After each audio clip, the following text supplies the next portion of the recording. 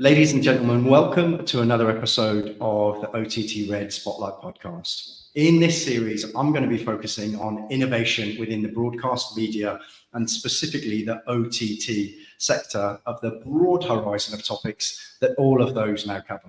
I'm going to have a series of guests with me that will represent a spectrum of interests and perspectives when it comes to the market, the experience they've got, and the perspective they've got on where we are heading as an industry.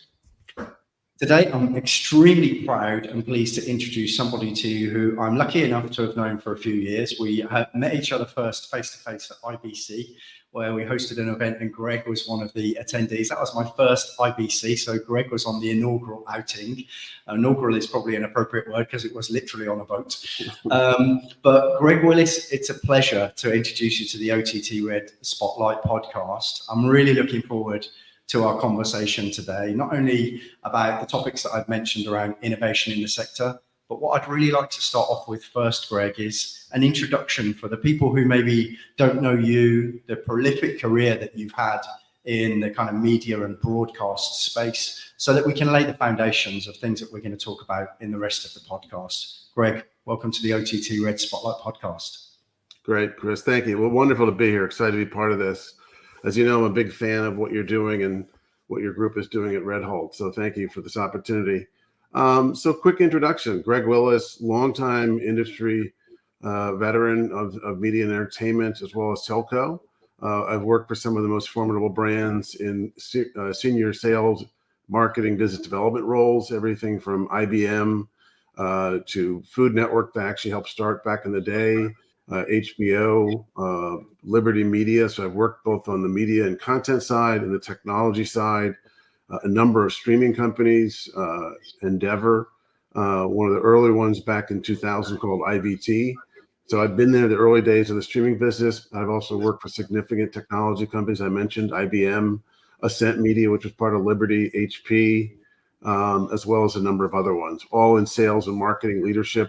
Was also in the satellite business for a while, working for Pan Am Sat. So I've touched different parts of the media, both the sales and marketing and distribution of content, as well as the delivery and workflow components of it. And see streaming as a real opportunity as everyone's moving to the cloud to move their production and distribution to the cloud. So very involved. I've also been very involved in new technology. IVT, as I mentioned, was one of the early streamers in 2000. Feels like a lifetime ago. We were one of the early ones to synchronize video and text together. So I'm always focused on working for companies that are very innovative and pushing the envelope to help deliver a better experience for consumers. What I'm really looking forward to in this episode, Greg, episode 1 of a series that's all about innovation, is the fact that you've seen a number of different frontiers, and as you've just said, from a number of different perspectives in terms of the providers and contributing entities to what's been happening. Just before we get into what's ahead for the broadcast industry at the moment, I want to take some time to reflect on frontiers, technological frontiers that you've seen coming, what it's been like when they've arrived, and what kind of change you've seen.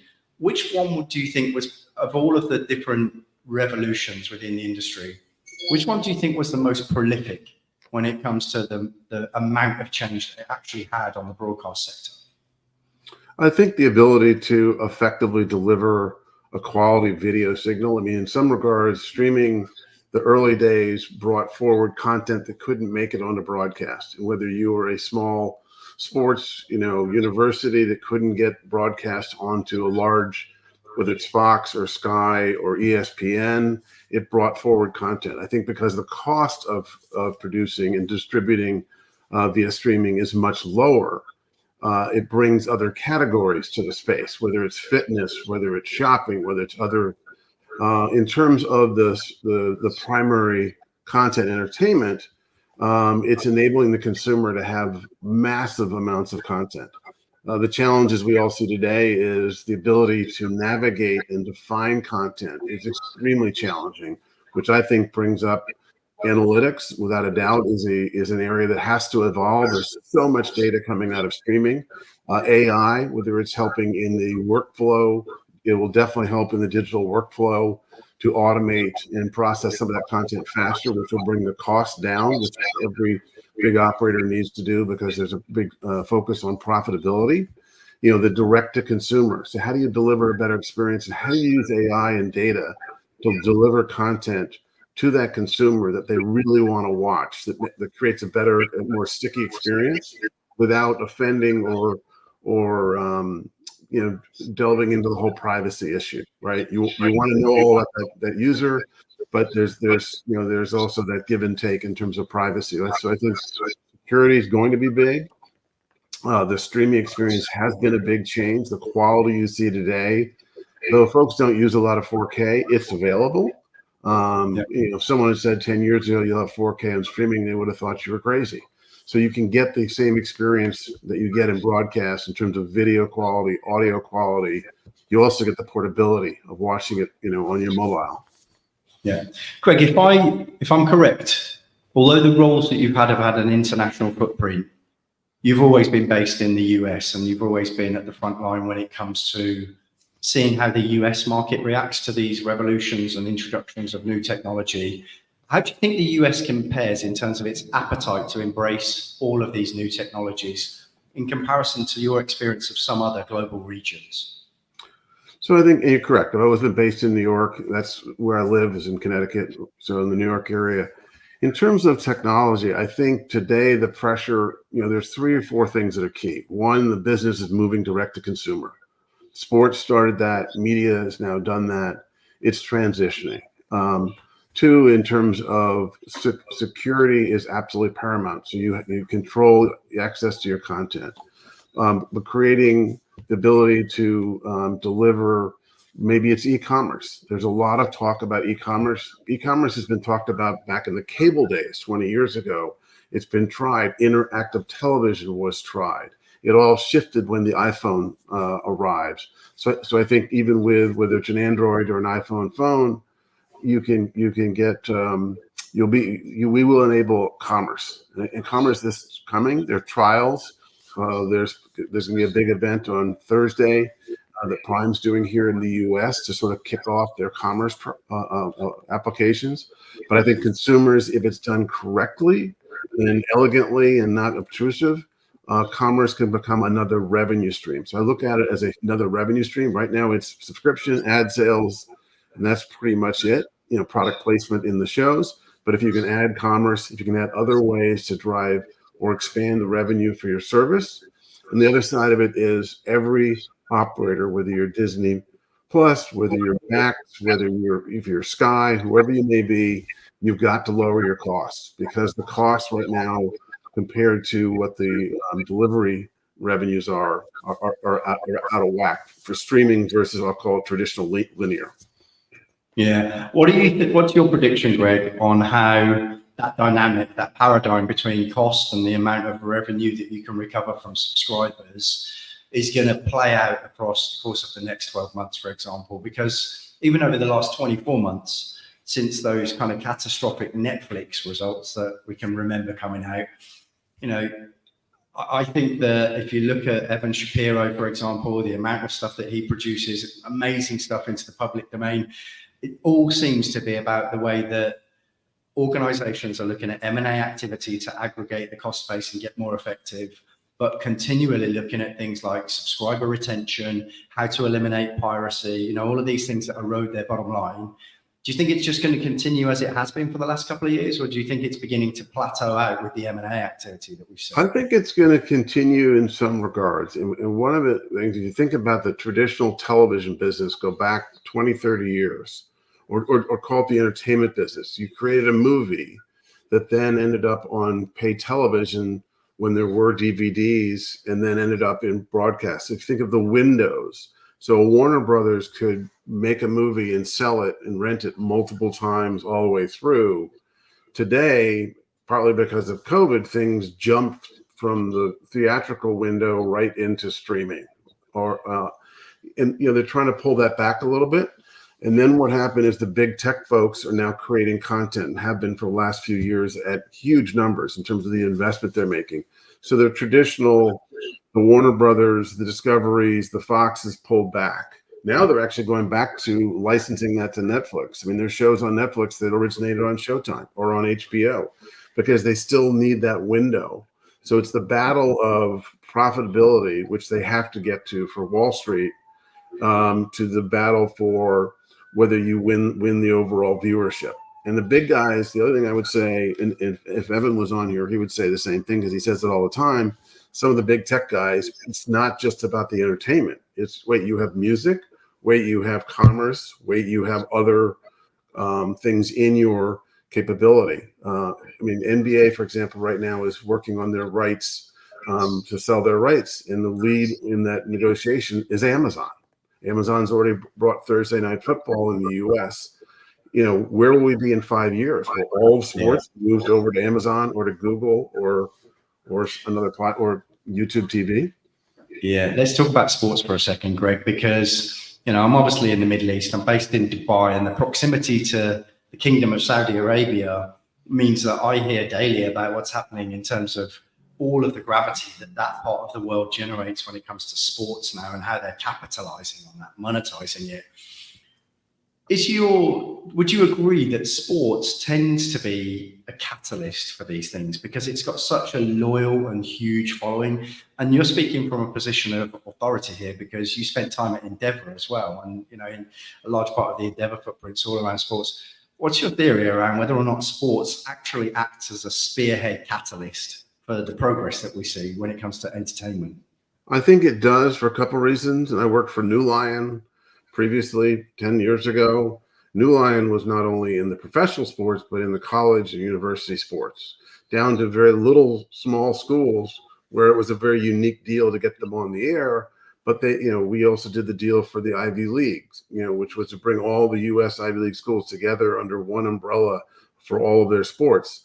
Without a doubt, it's a catalyst. Plus, their live events, in addition to VOD, plus the data and the experience. I mean, New Line was the first who used the opportunity to provide the consumer with multiple cameras. You can click and change cameras when you're watching UFC, above the fight, on the side. So that innovation that will actually benefit other categories of at least live television comes from sports. Sports, right now in the U.S. is I mentioned the Amazon play on one side. On the other side is the regional sports networks, which 10, 15 years ago were some of the most valuable businesses. The networks were worth more than the teams. That's all changed because regional sports networks are, now they're either bankrupt or about to go bankrupt again because of issues with streaming and the loss of viewership. And you've got some of the big guys, MSG in New York, Nesson a couple of years ago up in Boston, launched their own direct-to-consumer. They're all going to direct-to-consumer. There's some attempts to try and go to broadcast, but the consumer wants it whenever and wherever. So if they've got their phone and they're not at home, they can still watch the game or listen to the game. So I think it's going through a changing, a period of change. In some cases, the big sports, NFL is doing great. If you call WWE a sport, it's doing gangbusters because of streaming and being streamed internationally, not just here in the U.S. UFC is the same thing, all direct to consumer outside of the U.S. So I think the direct to consumer model is where it's going. It's how do you get there by and be profitable. That's one of the challenges. There's a guy called Dave Lipp, who I know pretty well, who heads up all of the digital stuff for Manchester United. So digital merchandising, and even his job title interests me, Greg. Digital merchandising, because we've known for years, right, that these assets, in terms of the sports rights, weren't just about the sport; they were actually about all of the physical merchandising before. That's what generates so much of the revenue globally for these big teams and names and sports. But now you've got digital merchandising as well. Do you think that the provision of OTT platforms being able or allowing these teams to go direct to consumer is at the heartbeat of that? Is that the nucleus of what digital merchandising is about going forward? Or do you think it's about a wider range of topics? I think it's without a doubt sports. If you're passionate about your team, if you're a New York Giants fan or a LA Lakers fan or Manchester United, And you can get access to this directly online without a doubt. That's where people are most passionate. But I think it's going to extend the commerce part. Is going to extend. I mean, look at what Paramount did last year with Yellowstone. It was a little clunky, but you could go to a site and buy the clothing and things that were worn on the show. And part of it, I think, is the other thing to think about is influencers. If you've got an influencer who's influencing a brand, and that could be a liquor brand, that could be a clothing brand, maybe not automotive, but certain brands where you get a celebrity associated with it. And then if you take that celebrity that was to be an athlete, they want to own what that person's promoting. And I think you look at the influencer market, and you look at some of and I know a company that's launching a commerce business and using liquor as one of the categories because they're celebrities, but it's Ryan Williams or someone associated with that brand. And you put that out there, all of a sudden the sales go through the roof. So I think but what's going to be the challenge is, this can't turn into a home shopping channel. It's how you elegantly deliver through a phone and on your screen. A simple thing pops up, says, do you want to purchase something? And if you hit a red button, it disappears. If it's green, you can pop off and buy the jersey or a ball or whatever it is from that team, or potentially where you live, a liquor, the tequila or vodka or something that someone's associated with. So I think those things, there's going to be a lot of trial and error. There can be a lot of failures, but I think that's one of the things. The other thing to think about is the betting. Right here in the U.S., this country's been a little bit slower to adopt that for a bunch of different reasons and probably good reasons. But other countries, as you know, it's another form of revenue. And anyone who's got content, particularly in the sports arena, is looking for new revenue streams to try and improve their profitability. Yeah, absolutely.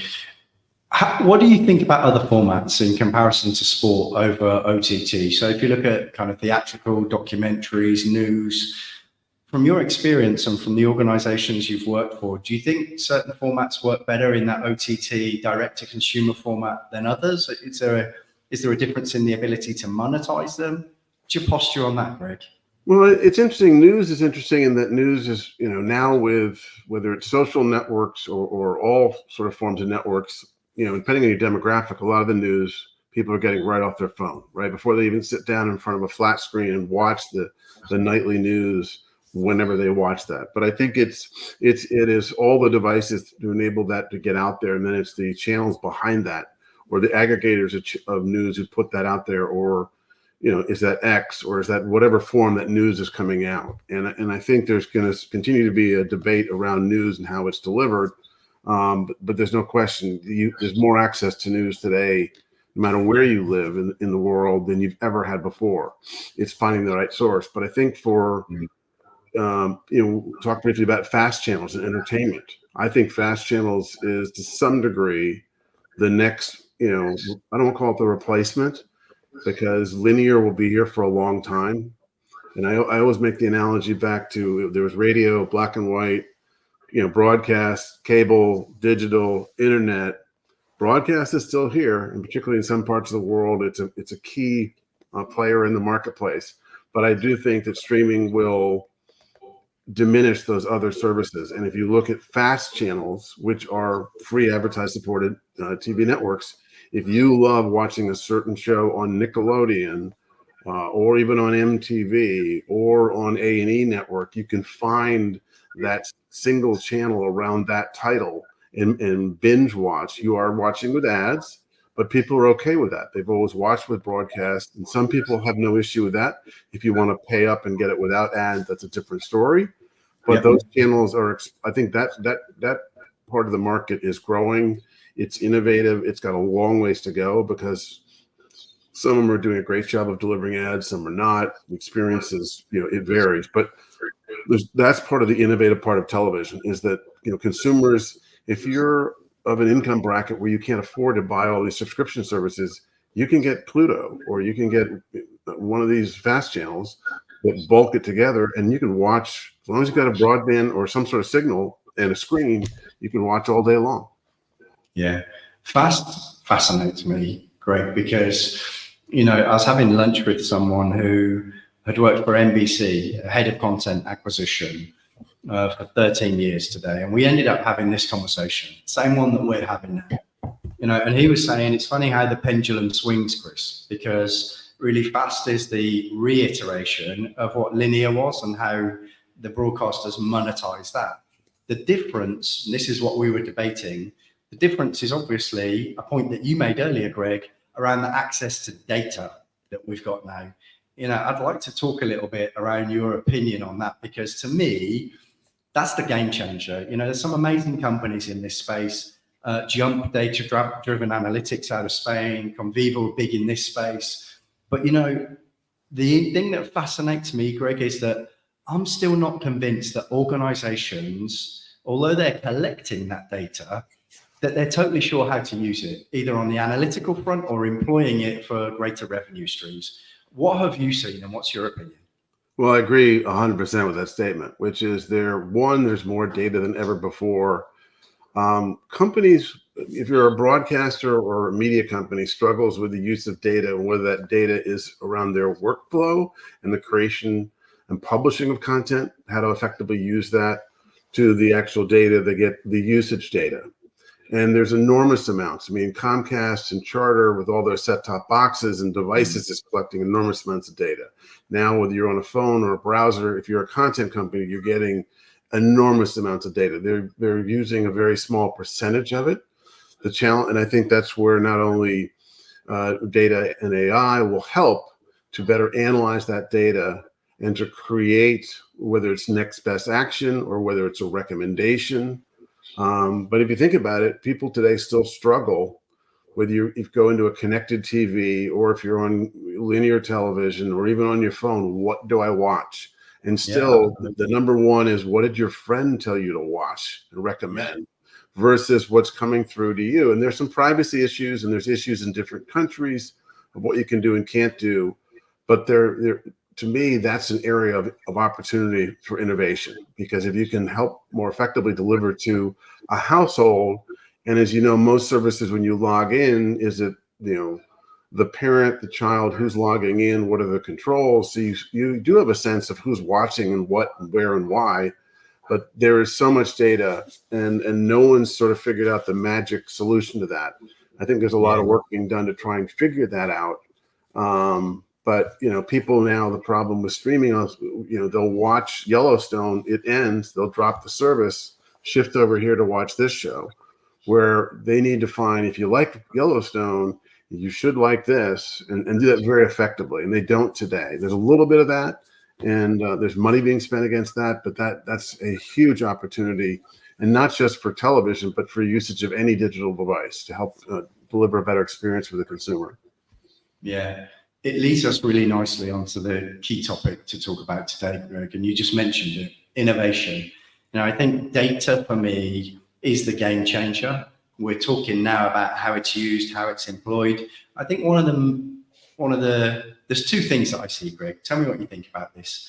I think the legacy associated to broadcasting and adoption of new technologies is highly influenced by the reticence to use it too quickly, because if a viewing experience is eroded, that's catastrophic, right? That's not acceptable in broadcasting. So whereas other industries might go, well, try it, let's do the beta trial, with a higher appetite for risk when it comes to the consequences of failure, in broadcasting, it's not really an option, right? People have paid their subs, or they've got their license fee in the UK or whatever. The impact of that could be catastrophic for the brand. But now, the thing that accentuates that is there's all of these things that the industry could do. You mentioned AI before. Data, AI, deep learning, product personification. I think the industry is a little bit like, reticent is a diplomatic word to describe what I feel when I talk to lots of people around the world in broadcasting and see the lack of traction that there is on adopting and engineering innovation. Do you see the same thing, Greg? Am I a lonely voice here, or do you think there's more that broadcasting could be doing to help itself accelerate into innovation rather than kind of tiptoe towards it? I think it's interesting. I think on one hand, they can do more. On the other hand, the economic model is that innovation, if it provides a better experience and it results in reducing churn and extending your viewership, those are the key goals they want, right? But if you provide, the ability to understand the show and deliver something that is helpful to that audience, absolutely. But at the same time, they're holding back on the investment to some degree because of the need to get to profitability. There's also a lot of disruption in the industry now because there have been so many shifts and so many layoffs. I compare the media business to the real estate business in commercial real estate, which was really hit by COVID. Everyone came out hiring like crazy coming out of COVID for the media business and OTT business. And we need to buy the subscribers. Disney Plus hadn't been around that long. It's grown like crazy. Peacock, all these new, there was a quick pivot. It was coming, but this is where the pendulum swung. And then they had to slow down those investments because they realized, Wall Street doesn't like it when you keep losing billions and billions of dollars. So I think there's that battle of a couple of things. It's the innovation around using AI and data to deliver a better experience. So it's an ever-changing model, and there's struggles to go against both things. Yeah, maybe I'm countering my own posture on the debate here, but I attended the Broadcast Pro Summit in Dubai a couple of weeks ago, and there's a guy called Peter Van Dam, who is the prolific chief technology officer for Saudi broadcasting companies who are obviously big on sport.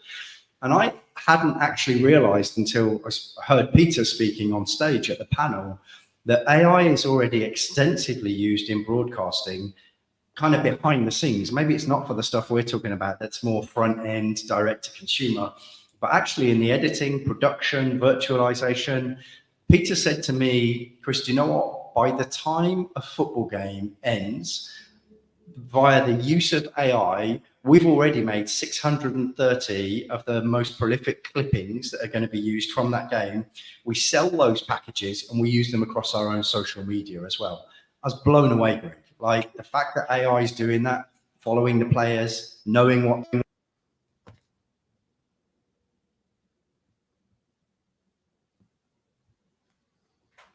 Yep, you're muted.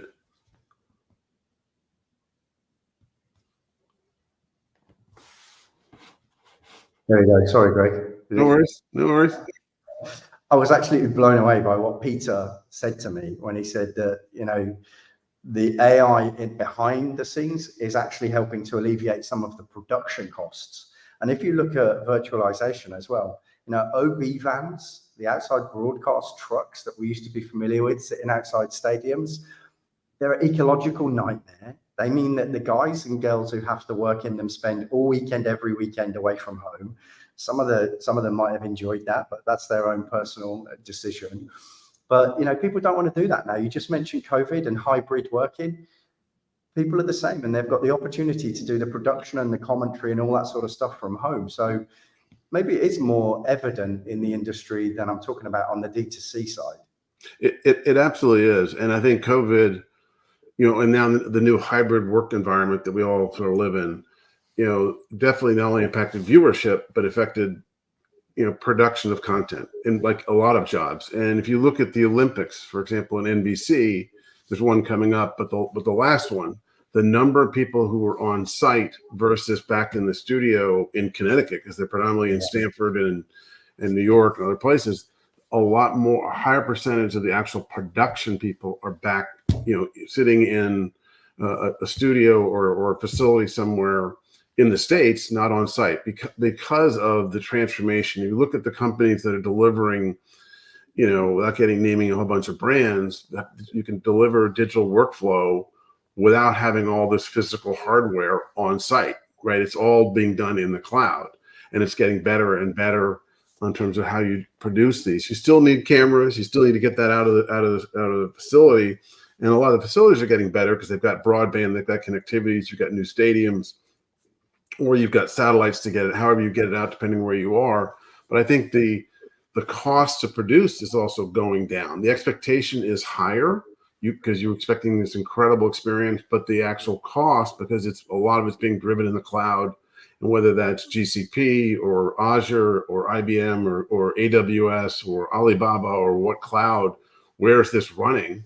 That can be easier, faster. You talk about AI and automation. When I was at IBM, the US Open tennis, every year we were getting better and better. You're watching a match. That match ended.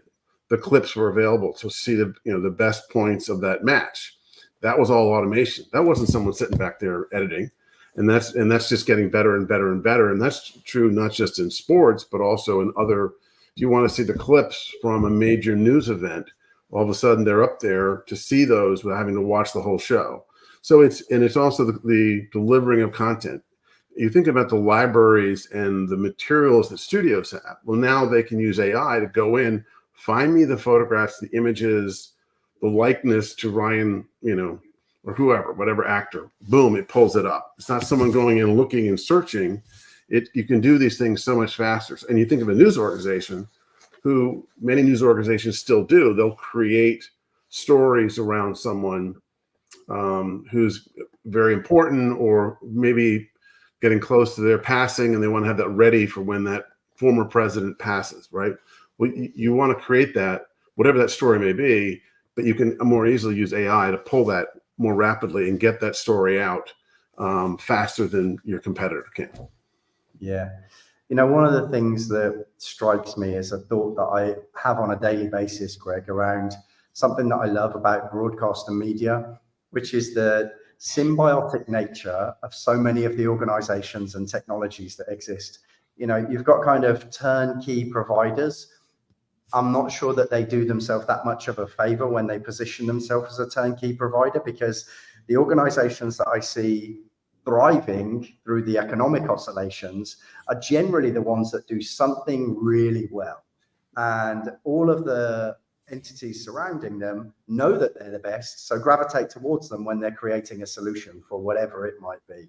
So, and you're talking about all that. I mean, just touching on media asset management and being able to pull from a repository and generate those kind of clips of a former president in your example, great example. Greg, we're coming to the top of the half an hour that this episode will be. So I want to give you the opportunity to just give some final words on what do you think is going to happen over the next couple of years? Things are obviously going to keep accelerating, but how fast? And do you think there's going to be any distinct milestones in what we should watch out for? Thank you. And I appreciate it. This has been very much enjoyed doing this and speaking with you. I think the next couple of years, there's going to continue to be consolidation in the marketplace. And depending on where you are in the world and the delivery of that content, there's consolidation in terms of content being created. Some of the contracts were just finally negotiated. The strikes are over, so the content's being back to being created and produced. What that's also driving is going to drive prices up. There was just some pricing announced recently, and I think you're hitting a point now where consumers are frustrated with pricing and the value prop. When streaming really kicked off 2.5 years ago, it was less expensive than your traditional linear. Now it's on par. So all of a sudden, the value prop is being put into question. But I think when you look at the big guys, the Amazons, the Alphabets, those guys have deep pockets and ability to compete, for example, for sports rights. I mean, NBA, where's that going to go? 10 years ago, if someone said the NFL would be on Amazon Prime, people go, no, that'll never happen. It's happened. And they're doing a decent job. They had some issues when they started, but they're doing they're doing a good job. So where do those sports go? Where do some of those movies go? You've seen studios being acquired by Prime and by Netflix. Will that continue? I think it potentially could. I think the traditional media companies are at risk. They deliver and create amazing content. They've got great libraries, but you're battling the big guys. And depending on where you are on the globe, you've got to have the right partnership and the right distribution, the right mix of content. I think in terms of innovation, it has to be about using data and AI to not only improve the way you create, produce, and distribute your content, but then on the consumer side, how you deliver a better experience. What can you bring to that offering that makes it more interesting and more engaging? Is it commerce? Is it in sports? Is it betting and done in the right, elegant way that keeps that person more engaged? Why do I want to go watch something on Fox Sports versus ESPN? What's the story? You know, is it the sport or is there a better experience? So I think, you know, the consumer, I'd like to say they'll win in this, but I think right now with all the confusion in streaming, consumers don't even know how to, you know, some consumers, if you think about older audiences or folks who don't understand how to use the connected TV effectively, there's got to be education and then how you bundle things to make it easier for certain consumers to get access to it. But all those are opportunities for content companies and for distributors to grow and evolve. And we didn't even touch on the writer's strike and the ripples, the effect that that's had on the industry, especially in the US. Greg, I want to wrap up by, you know, making a professional but personal comment as well. The career that you've got is an amazing one. It's been a pleasure to start this series talking to you. You speak from such a position of authority and gravity about everything that we've touched on, and you've earned the right to do so. So, Greg Willis, it's been an absolute pleasure speaking to you on episode 1 of the OTTRED Spotlight podcast. Thank you so much. Well, Chris, thank you very much. Enjoy it, and always enjoy connecting with you. So I love the conversation. Thanks, Greg. All right. Cheers.